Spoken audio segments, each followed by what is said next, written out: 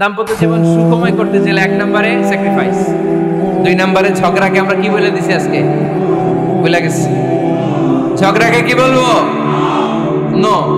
3 নম্বর দাম্পত্য জীবন সুখময় করতে চাইলে দাম্পত্য জীবনের কোনো গোপন কথা কারোর সাথে শেয়ার করা যাবে না। এটা কবিরা গুনাহ, এটাকে হারাম বলে ঘোষণা দিয়েছে কে?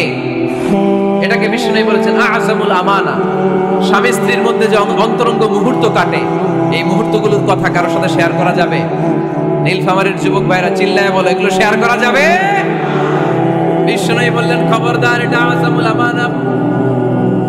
স্বামীর সবকিছু স্ত্রীর কাছে আমানা, স্ত্রীর সবকিছু স্বামীর কাছে আমানা।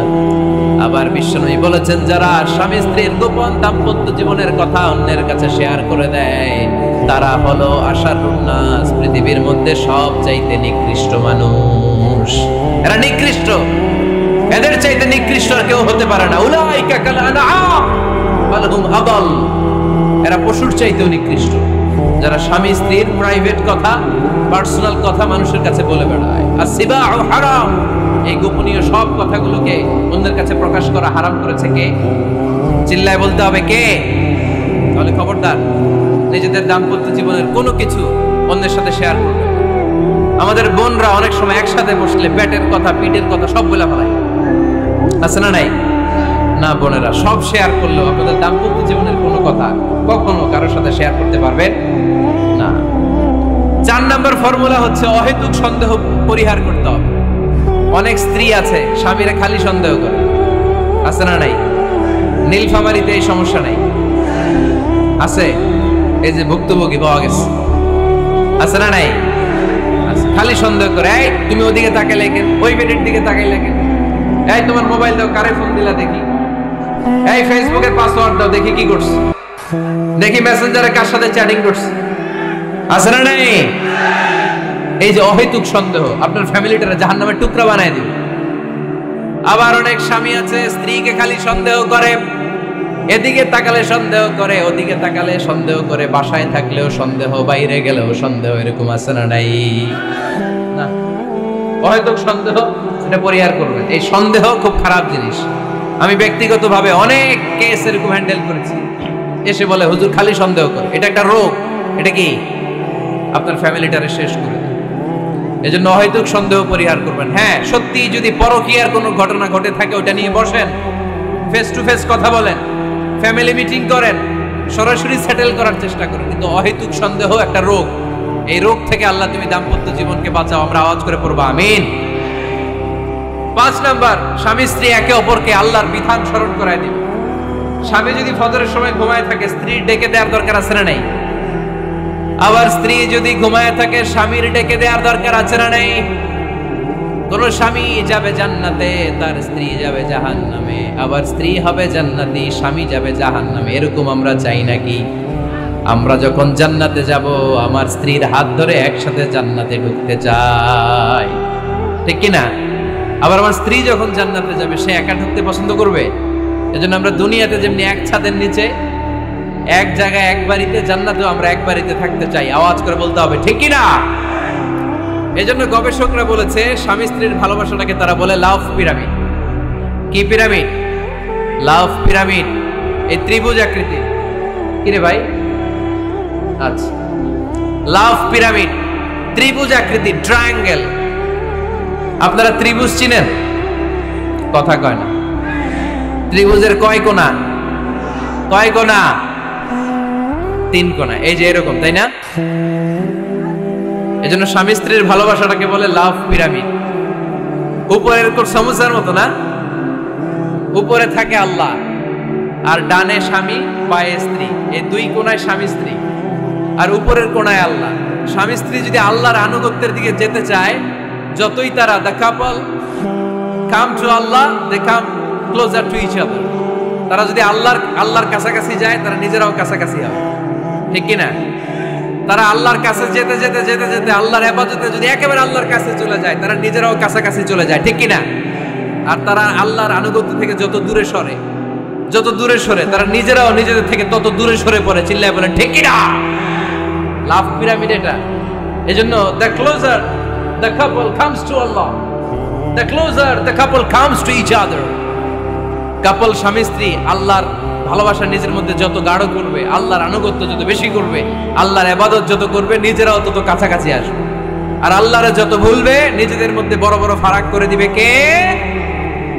তাহলে এই পাঁচটা বিষয় স্বামী স্ত্রীর উভয়ের উপর বর্তায়। এগুলো মেনে চললে দাম্পত্য জীবনকে সুখময় করে দিবে কে? আল্লাহ। এবার আমরা শুনবো আমাদের বোনদেরকে, যে ডান দিকে আমি শুনলাম আমাদের বোনদের বিশাল প্যান্ডেল আছে না নাই? আচ্ছা, আজকে বোনদের দিয়ে শুরু করি। স্ত্রীদেরকে আল্লাহ কি দায়িত্ব দিয়েছে একটা ফ্যামিলিকে সুন্দর করতে, একটা দাম্পত্য জীবনকে সুন্দর করতে? স্ত্রীর এক নম্বর দায়িত্ব হচ্ছে she should make a comfort to her husband. স্ত্রীর উচিত স্বামীর জন্য ঘরটাকে প্রশান্তির নীড় বানিয়ে রাখা। কি বানিয়ে রাখা?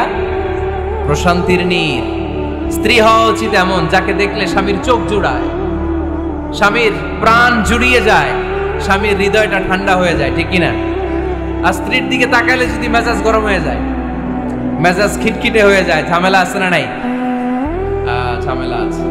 এজন্য মেহেরবানি করে আমাদের বোনরা যারা, এমন কোনো কাজ করবেন না যেটা স্বামীর মেজাজকে খিটখিটে করে দেয়। কারণ আল্লাহ তাআলা আপনাদেরকে তৈরি করেছে লিতাসকুনু ইলাইহা, স্বামী আপনার কাছে গেলেই যেন তার হৃদয়টা প্রশান্ত হয়ে যায়, ঠিক কিনা? অনেক স্ত্রী আছে না জেনে না বুঝে স্বামীর সাথে এমন খিটখিটে মেজাজ দেখায় যেটা স্বামীর জন্য মেনে নেওয়া কষ্টকর। আমি একটা জরিপে পড়েছি, পৃথিবীর অনেক স্বামী স্ত্রীর কারণে হার্ট অ্যাটাক করে মারা যায়। আছে না নাই? এই তো ভুক্তভোগী পাওয়া গেছে। স্বামীর জন্য একটা ত্রাস হয়ে দাঁড়ায় স্ত্রী, ত্রাস। অনেক স্বামী আছে স্ত্রীর এরকম আচরণের কারণে, অতিরিক্ত প্রেসার ক্রিয়েট করার কারণে স্ত্রীদেরকে ভয় পায়। অবশ্য নীলফামারীর কোন স্বামী তার স্ত্রীরে ভয় পায় না। ভয় পায়? স্ত্রীরে ভয় পান কে কে দেখি?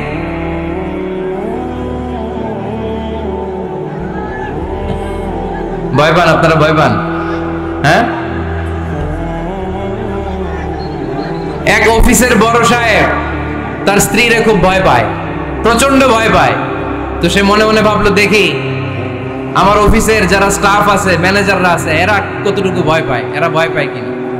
তো একদিন সকালবেলা অফিসের সব স্টাফগুলোর একসাথে দাঁড় করায় বলতেছে, এই আপনারা যারা যারা আপনাদের স্ত্রীদেরকে ভয় পান তারা ডান দিকে যান, আর যারা স্ত্রীকে ভয় পান না এরা বাম দিকে যান। অফিসের সব কর্মচারী ডান দিকে চলে গেছে, সবাই ভয় পায়, একজন শুধু বাম দিকে। বাম দিকে কয়জন?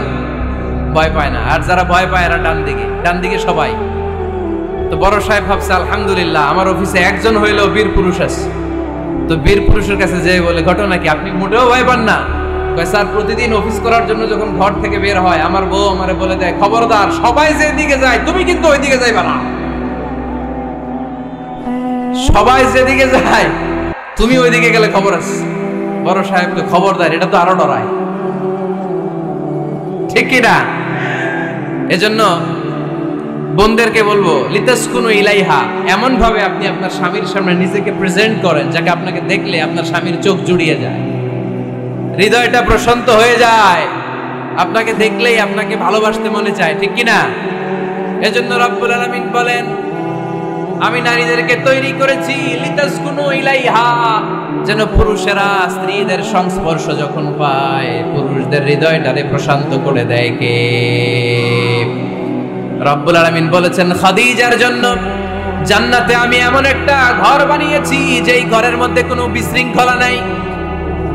খাদিজার জন্য জান্নাতে এমন একটা প্রাসাদ আমি বানিয়েছি যেই প্রাসাদের মধ্যে কোনো আওয়াজ নাই, কোনো কোলাহল নাই। কুরাইশদের মাঝে যখন দাওয়াত দিতেন সব বিশৃঙ্খলা, ঝামেলা, গোলমাল শেষ করে রাতের বেলায় যখন খাদিজার ঘরে বিশ্বনবী ঢুকতেন, বিশ্বনবীর হৃদয়টারে প্রশান্ত করে দিত কে?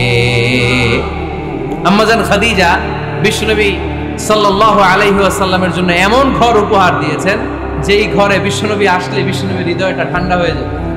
সুবহানাল্লাহ পড়েন। অনেক স্ত্রী আছে স্বামী ঘরে ঢুকলেই ঘরে আটা নাই, রুটি নাই, চাল নাই, ডাল নাই, এটা লাগবে ওইটা লাগবে, ওখানে যেতে হবে, একটার পর একটা ফিরিস্তি বলে বেড়ায়, আছে না নাই? না, এটা করবেন না। আপনার কি লাগবে এই সব দায়িত্ব আল্লাহ তাআলা স্বামীকে দিয়েছে, স্বামীকে জানাবেন। তবে ধীরে সুস্থে, ধীরে সুস্থে স্বামীর জন্য ঘরটাকে এমন করে রাখতে হবে যেন ঘরে ঢুকলেই স্বামীর হৃদয়টারে প্রশান্ত করে দেয় কে?